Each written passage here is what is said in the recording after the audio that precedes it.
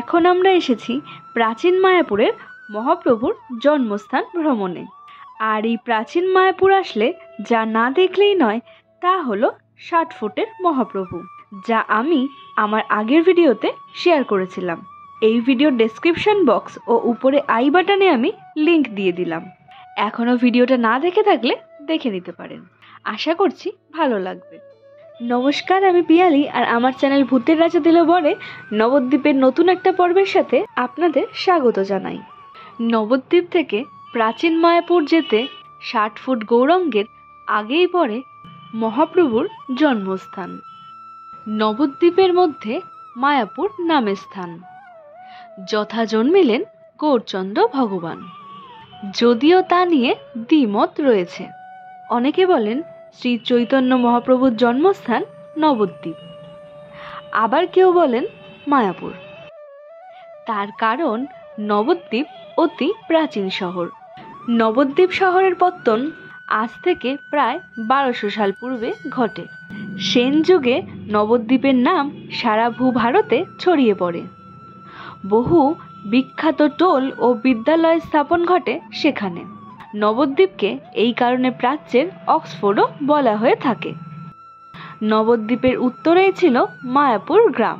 1500 খ্রিস্টাব্দ নাগাদ গঙ্গার গতিপথ হঠাৎই পরিবর্তন হয়ে যায় ও কৃষ্ণনগরের নিকট জলঙ্গি নদীর সাথে মিলিত হয়। ফলে মায়াপুর গ্রাম দুটি ভাগে ভেঙে যায়। পূর্ব পাড়ের নাম হয় নব্য মায়াপুর বা মায়াপুর ও পশ্চিম পাড়ের নাম হয় আদি মায়াপুর বা প্রাচীন মায়াপুর। এই আদি মায়াপুরেই আছে শ্রী চৈতন্যদেবের জন্মস্থান, যেটি নবদ্বীপের সঙ্গে সন্নিহিত। ইস্কন ও 64 গৌড়ীয় মঠের একটা দ্বন্দ্ব বরাবরই চলে।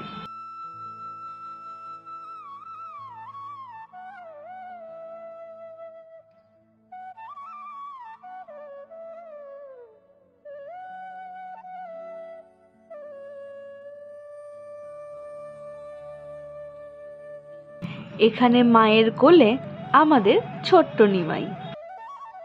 মহাপ্রভু শ্রী চৈতন্যদেব হিন্দু ব্রাহ্মণ পণ্ডিত শ্রী জগন্নাথ মিশ্র ও শ্রীমতী শচীদেবীর গৃহে জন্মগ্রহণ করেছিলেন।